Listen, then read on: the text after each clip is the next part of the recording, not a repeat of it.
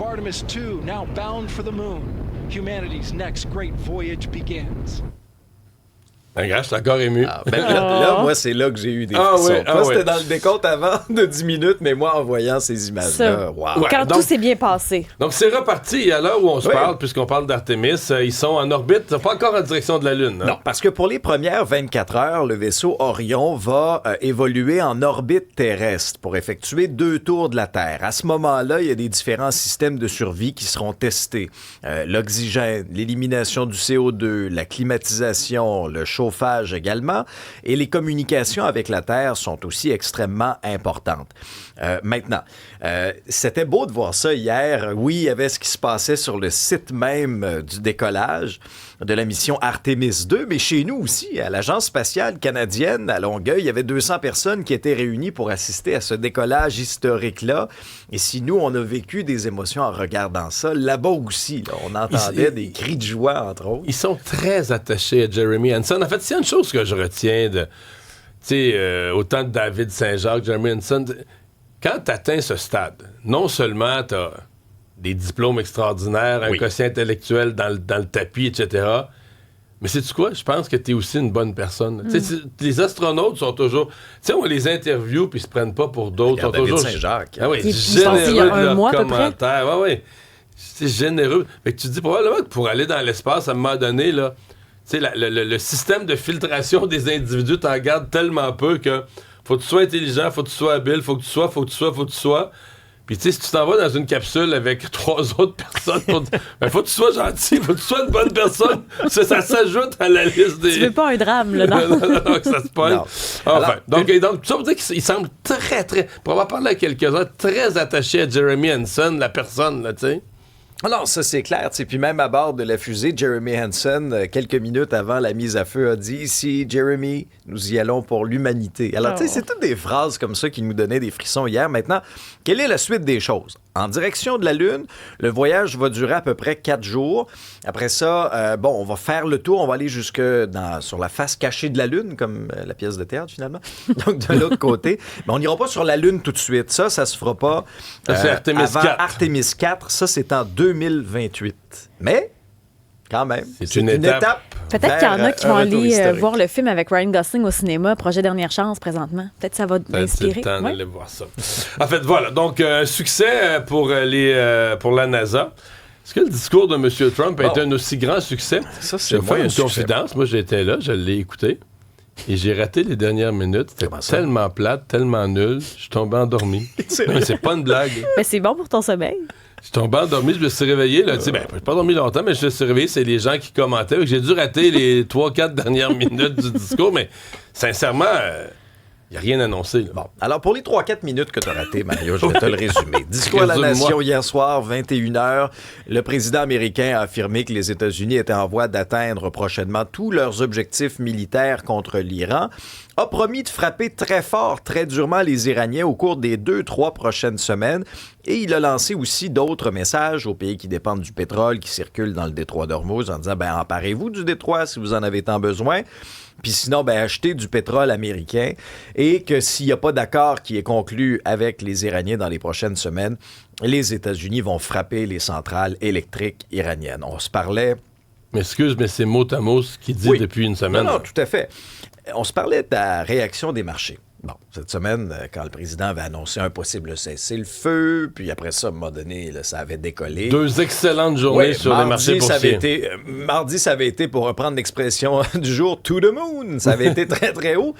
Hier, un peu moins, c'est correct. Là, c'est des bons chiffres, mais au vert, 0,5 à 1%. Sauf que là, le président prenant la parole publiquement, ça aurait dû ce matin être la consécration. Là. Pour rassurer tout le monde. Mais là, c'est pas du tout ça qui se passe dans les transactions d'avant ouverture de marché. La bourse de New York ouvrirait à 9h30 de recul de 1 à 1,5%. Ça n'a pas trop eu l'effet escompté, là. Pas tellement. Je pense que ça a eu l'effet... En fait, moi, dans mon esprit, ça a eu l'effet inverse parce qu'on se disait, il y a un crescendo vers la fin de la guerre. Puis finalement, il dit, encore 2-3 semaines.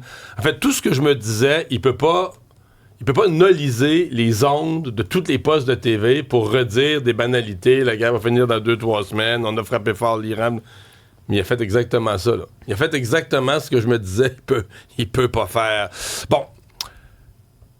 l'Iran maintient que qu'il n'y a pas de pourparlers de paix vraiment, qu'ils n'ont pas demandé de cesser le feu. Non, en deux temps, il y a eu d'abord une lettre envoyée aux Américains par le président iranien, là, qui déconstruit certains faits qui sont avancés par l'administration Trump. Mais il y a eu aussi une réponse à ce discours-là hier de la part du régime iranien qui a promis des attaques écrasantes, plus vastes et plus destructrices contre les États-Unis et contre Israël. On sait que Trump, hier, a menacé de ramener l'Iran à l'âge de pierre en bombardant tout ce qui bouge, toutes sortes d'infrastructures clés. L'armée aussi a averti qu'elle allait poursuivre la guerre jusqu'à ce que les Américains capitulent. Il y a un des commandants iraniens qui s'est exprimé par voie de communiqué en disant que des attaques avaient touché des cibles insignifiantes. Alors, on est loin d'avoir éradiqué complètement les moyens de guerre de l'Iran, affirmant aussi que les États-Unis et Israël disposaient d'informations incomplètes sur les capacités et l'équipement militaire de Téhéran. Bref, c'est tout sauf une désescalade, ce à quoi on assiste ce matin. L'autre chose qui ne désescalade pas chez nous, c'est le prix de l'essence. Oui. Et ce matin, je sais que c'est un cap psychologique, là, mais il est franchi 2 $. En s'en venant ici, j'en ai passé 2 stations-service, 2,009. Je l'ai vu de mes yeux vus, moi aussi. Ça frappe quand même. Les experts nous avaient quand même préparé à ça depuis quelques jours. Surtout à l'aube d'un long week-end en plus. Oui, on avait flirté avec le 2 $. On avait dit 97, une à 98, mais de le voir de nos yeux vus, oui, ça frappe quand même. Et il y a eu notamment dans le journal Dan McTeague, qui est le président de l'Organisme canadien pour une énergie abordable. Lui, ce qu'il dit, c'est attendez un petit peu, là. Attendez un petit peu, ça va redescendre avant le long week-end de Pâques. Lui s'attend à ce que ça redescende à peu près à 1,88 $ avant le long week-end de Pâques. Si vous pouvez attendre un petit peu avant de faire le plein, le long week-end de Pâques, il est proche. Là, c'est comme demain. C'est demain. Ça. Alors, attends, si vous faites pas le plein aujourd'hui... Il pense que ça pourrait baisser un juste petit demain, peu. c'est ce qu'il dit. On va l'espérer. Un qui veut faire baisser ça et qui va d'une proposition quand même là, très, très, très radicale, c'est Pierre Poilievre. Et ça va faire réagir aujourd'hui. Pierre Poilievre qui souhaite que le gouvernement Carney allège le fardeau financier sur les automobilistes. Alors, ce que réclame Pierre Poilievre, c'est une suspension de toutes les taxes fédérales sur les carburants, et ça jusqu'à la fin de l'année 2026. Cette mesure-là enlèverait, entre autres, la taxe d'assises, la norme sur les combustibles propres, la TPS. Donc, quand on additionne tout ça, ça pourrait représenter des économies d'à peu près 25 cents le litre à la pompe. Alors, ça le ramènerait. Là, pour le Québec... Puis ça mettrait une pression sur les provinces aussi. Là. Est-ce que les provinces pourraient laisser... mais là, c'est parce que là, tu changes les budgets de tout le monde. Tous les ministres des Finances des provinces sont budgétés. Puis ça, c'est pour le reste du Canada. Faut pas oublier qu'au Québec, nous, on est en plus surtaxé, là. La taxe carbone. On a une taxe que les autres n'ont pas. Hein? Écoute, parce que je comprends que dans son discours, on va l'entendre parce que là, il l'a sorti par écrit il y a quelques minutes. Il va la commenter lui-même. 8h30 ce matin. 8h30. Mais essentiellement, ce qu'il dit, c'est qu'on devrait payer le prix des Américains. Oublie le taux de change, fait la conversion, mais on devrait payer à peu près la même chose qu'aux États-Unis. C'est son souhait. Mais ça, il va se carrer avec ça. Je pense qu'il va se carrer pour un bout. Écoute, sincèrement, puis moi qui haïs les taxes, mais je suis pas certain à 100% que c'est la bonne chose à faire. Là. OK. Dans le sens que, tu sais, je dis, il reste que... on est quand même dans une économie qu'on veut à terme décarboner. Tu sais, on veut-tu vraiment arrêter complètement tout le mouvement du véhicule électrique qui est quand même planétaire, qui est quand même mondial? Tu sais, pour moi, il y a un questionnement. Puis, il y a le même questionnement que quand, tu sais, Bernard Drinville, plutôt au début, puis Christine Fréchette avait dit, on devrait faire ci, on devrait faire ça. Puis, le ministre Éric Girard avait dit, t'as peu, là. Tu prends pas des mesures permanentes pour une situation temporaire. Puis est-ce que la guerre en Iran, même si moi j'ai peur qu'elle se prolonge, prolonge des semaines, pas une décennie, là, tu comprends, des semaines, peut-être trop de semaines, mais ça reste une situation temporaire. Donc toi, tu te demandes, est-ce que tu changes toutes les politiques d'un pays pour une situation qui est quand même temporaire? Là. Puis là, c'est parce que dans les provinces, tu sais, les taxes sur l'essence, c'est aussi l'utilisateur-payeur de réparer les routes, d'entretenir les routes. Il y a un questionnement plus large autour de ça. Mais on s'entend qu'il est dans l'opposition. Là, est-ce qu'il le ferait au pouvoir? Mais c'est tout un coup de pied dans le canis aujourd'hui. Là. Mettons au Québec, le jour où le prix de l'essence à la pompe apparaît à 2 $, d'avoir Pierre Poilievre qui dit on devrait pas payer plus cher qu'aux États-Unis, oui, ça lance toute une discussion. Mais ça va être émotif ce matin à l'Assemblée nationale. Là. Fin d'une époque, hein? François Legault qui va participer à ces dernières périodes de questions comme premier ministre du Québec. Mais hier aussi, c'était une journée remplie d'émotions. Là. Le premier ministre a présidé son dernier conseil des ministres. Les caquistes se sont réunis aussi hier soir à Québec. Alors, en fait, comme un dernier caucus qui ont enchaîné avec un repas. C'est ça, tu sais. Alors, oui, ce sera intéressant. Et déjà hier, avec le retour de Lionel Carman, l'ami personnel de François Legault, tu sais, un des signataires fondateurs là, de la coalition Avenir Québec, ça donnait le ton, là, vraiment. Ben, c'est surtout qu'on n'avait pas vu ce sourire-là dans la face de François Legault depuis plusieurs semaines. Ouais. Et c'était un sourire qu'on avait oublié, là. Oui, un qui est... Bon, Christian Dubé, ça a été posé à la question hier à François Legault. Bon, est-ce que vous pourriez ramener un autre de vos précieux collaborateurs? Dans les deux, on dirait qu'ils se parlent pas. Hein. Non, oublie ça. Regarde, dans le cas de Lionel Carman, c'est comme si une pression... Sa fille et sa femme sont médecins spécialistes, mais lui-même aussi. Une pression familiale. Puis François Legault l'avait même accompagné dans sa démission en disant « Je comprends dans quoi il est pogné ». Christian Dubé, c'est pas ça pantoute, là. Christian Dubé, dans l'esprit de François Legault, c'est une trahison. Dubé est arrivé dans son bureau, il a dit « Je démissionne », ça s'est ramassé sur les réseaux sociaux quelques minutes après, ça a nuit au gouvernement, c'est un coup de jarnac. Dans l'esprit de Christian Dubé, là, c'est « Hey, moi, on m'a envoyé au front, on m'a dit ce fois-ci, là, il faut obtenir des soins pour les patients, on va se tenir debout devant un médecin. » Puis Christian Dubé, lui, dirait « Moi, j'ai regardé par-dessus mon épaule, là, puis j'ai vu une gang de personnes qui couraient avec les culottes aux genoux, là. Tu comprends qu'il se sauvait avec les culottes aux genoux, les fesses à l'air. Là. Lui, c'est le même qui s'est senti. Là. Tu vas au front, là, on y va tout ensemble. Tu te revires, puis tu es tout seul, là, que les autres...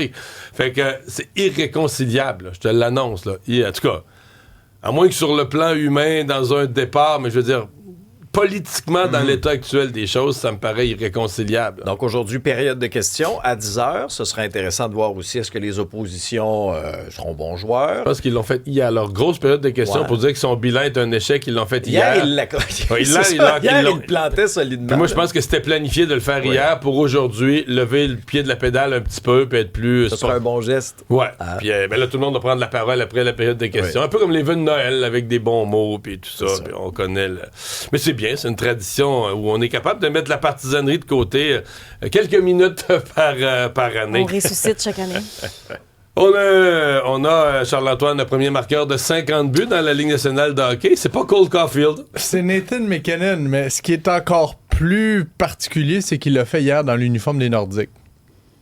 L'Avalanche portait à nouveau le chandail des Nordiques. Non, on remonte à... C'était Goulet, Michel Goulet? Et tu sais, quand tu... Moi, j'étais pas né là, dans les grandes années de Michel Goulet. T'étais pas né quand Michel Goulet a fait 50 buts, toi? Ben, en fait, il l'a fait 4 fois de suite, puis je suis né là, vers la fin de sa séquence. Mais moi, j'étais né. Ouais. Moi, je regardais Michel Goulet, oui. Je me suis penché sur les chiffres de sa carrière. Ben, évidemment, j'ai pas été exposé à ces années-là. Là. C'est fou ce que Michel Goulet a fait avec les Nordiques. Là. C'est que Michel Goulet, un petit peu comme Caulfield, c'est un vrai marqueur. Parce que Michel Goulet, là, il frappait pas, il faisait pas de mise en échec, il s'impliquait pas tant que ça physiquement dans le jeu, il disparaissait. Mais tu pouvais quasiment penser qu'il était pas sur la glace. Puis à un moment donné, là, pouf, il arrivait au coin du but, il ratait. Tu sais, c'est comme quand Mike Bossy disait un marqueur, c'est un marqueur, là. Ouais. La rondelle, une fraction de seconde sur son bâton, les cordages vibraient, c'était fait, c'était clos. Tu sais, puis 50 buts une fois, exceptionnel. 50 buts, 4 saisons de suite. Même moi, je m'en souvenais plus à ce point-là. Et c'est 58, 57, 56, 55, là, où, tu sais, plus ou moins un but. Hein? Mais, et la saison avant sa séquence de 4, il en a marqué 42. Et les 2 saisons après sa séquence de 4, 49 et 48. T'imagines-tu comment t'es constant? Puis tu le dis, là, un vrai marqueur de but. Donc, au début des années 80, là, jusqu'en 88, cette séquence de 7 saisons de plus de 40 buts. Mais c'est comme un art de se faire oublier aussi. Hein? Ouais. Un art de se glisser derrière les défenseurs, puis d'apparaître là, juste au moment... T'apparais en même temps que la rondelle. Là. T'apparais juste au moment où la rondelle est à la bonne place. Et de briser les tendances. Ouais. Tu sais, parce que tout le monde le sait que tu vas marquer un but. Et tu marques des buts d'endroits où tu n'es pas censé marquer des buts. Ça résume le début de carrière de Cole Caulfield. Le Canadien, d'ailleurs, joue ça. Mais c'est aussi que tu en mets dedans. Là. Je veux dire, oui, de n'importe où. Si Jake Evans... ris pas.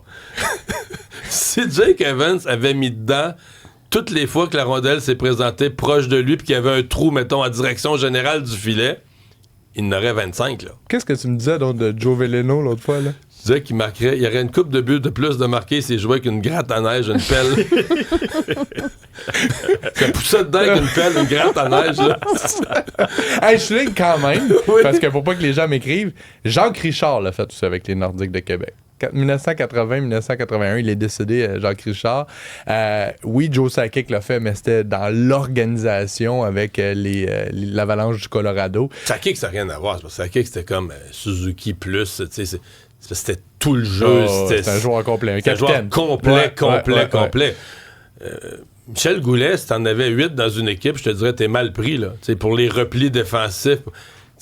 Mais quand t'as besoin d'un but, tu perds 3-2. À un moment donné, t'as besoin d'un but. C'est d'avoir un marqueur de 50 buts dans une équipe, c'est comme précieux. On le sait à Montréal avec Caulfield maintenant. Puis tu sais, dans un sens, on a tellement parlé de Stéphane Richer, des saisons de 50 buts de Guy Lafleur, Boum Joffrion, 50-50 Maurice Richard. C'est fou que Nathan McKinnon le fasse dans l'uniforme des Nordiques et ça permet, parce que tu sais, certains disaient, ouais, on fait juste vendre, on fait juste faire de l'argent sur le dos des anciens Nordiques, mais ça nous permet, comme on le fait ce matin, de replonger dans l'histoire de cette organisation. Ils ont juste le chandail, là, c'est pas vrai, ils sont encore au Colorado, là, je pense. Hein. En tout cas, à moins que j'ai pas eu le mémo.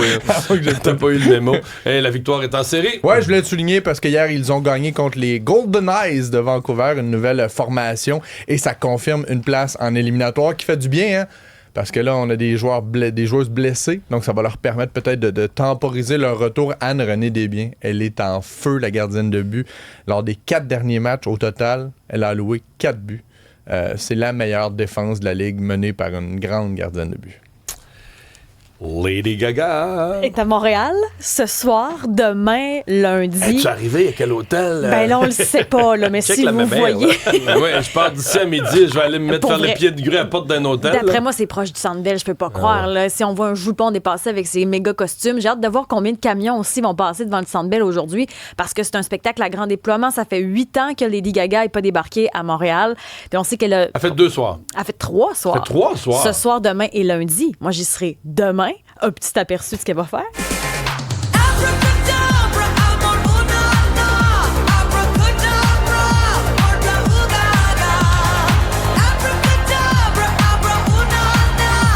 Lady Gaga, c'est hot, là. En spectacle, je l'ai jamais vu en spectacle, ça doit arracher. Elle est écœurante.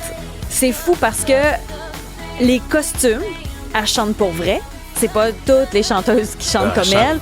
Elle a une méchante voix. Il y a Pink qui fait ça aussi. Les acrobaties puis tout ça. Mais Lady Gaga, elle est exceptionnelle aussi dans ce qu'elle nous propose entre l'ombre et la lumière. On dit que c'est l'univers, cette fois-ci, un peu à la Tim Burton, la famille Addams, le fantôme de l'opéra. On est entre le bien et le mal. Il y a vraiment quelque chose qui se passe avec cette tournée-là. The Mayhem Ball, c'est le titre de sa tournée, 8 ans après Joanne.